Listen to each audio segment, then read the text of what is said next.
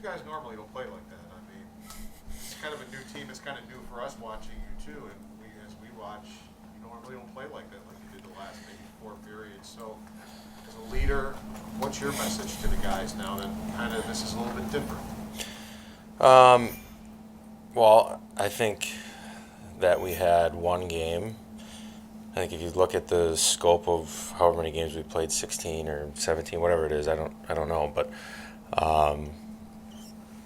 we we don't have that kind of effort, and it was one game, and it was an outlier.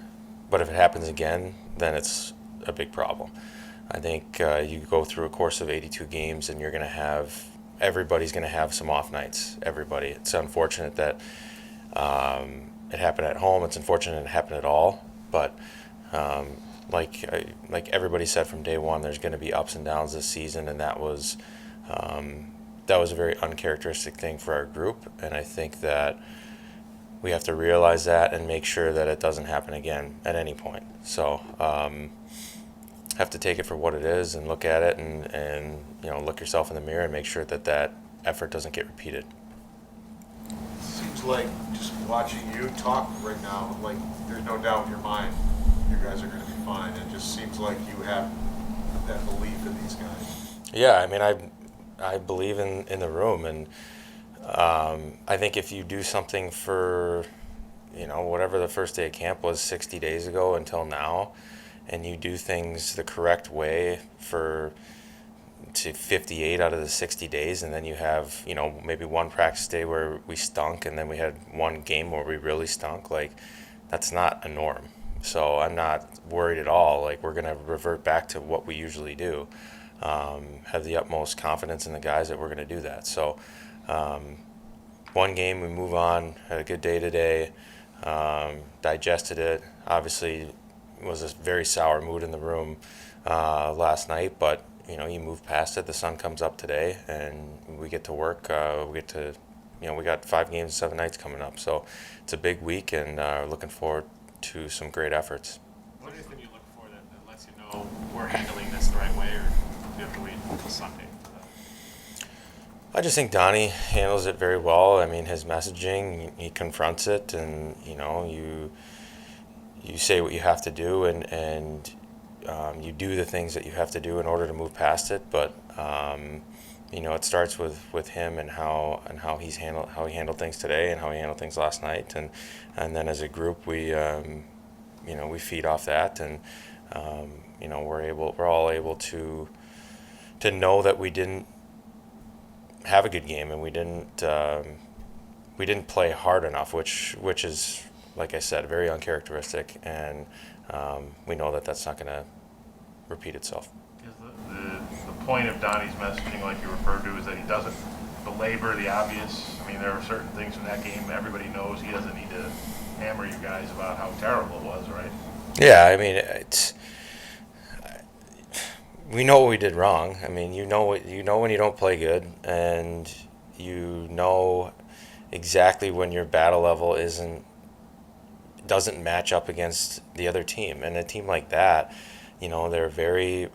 they're well coached by a coach that's been in the league for a long time and preaches compete. And so when you don't match that, it's just everything snowballs. And it snowballed in a hurry last night for us, and it wasn't good. So everybody's been in games like that. You've all seen games like that from us doing it to other teams, from them doing it to us over the years. And so when you get in a game like that, it's difficult. But and I've been here through some ups and downs where I understand the fans' frustration. Like, they've seen games like that probably too often over the last 10 years that we haven't made the playoffs. But from this group, they've seen one, and it's our job to not make that number 2.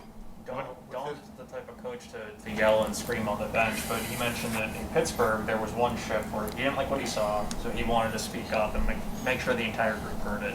What about his approach do you think really resonates and is effective in that way?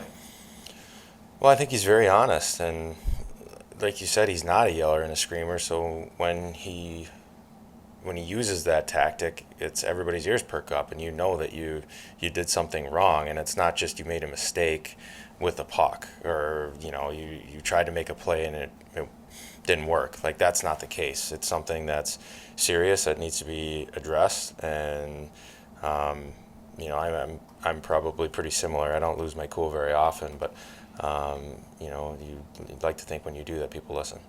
Kyle, you started with this game. You've got 5 games in 7 days.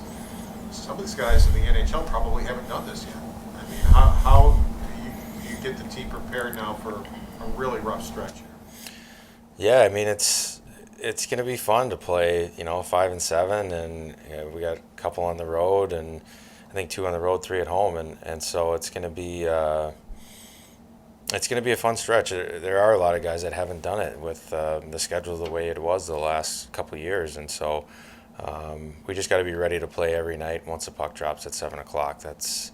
That's the main thing. You got to do everything that you need to do as a pro in between, and there's still going to be guys that are going to continue to figure out as they mature, as they get older, and they will. And so it's going to be, is it going to be 15 perfect periods? I don't think so, but it's going to be something that we're going to learn from. What kind of lift can Henry coming back potentially in the next week give you guys? It's going to be big.